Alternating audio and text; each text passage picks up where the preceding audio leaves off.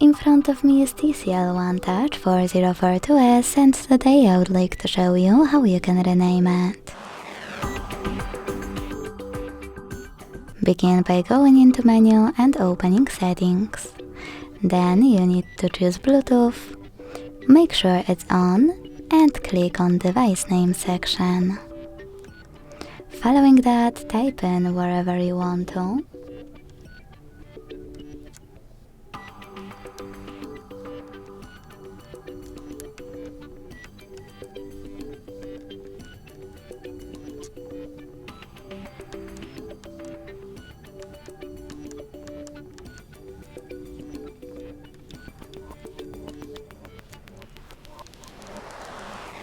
And when you finished, select OK.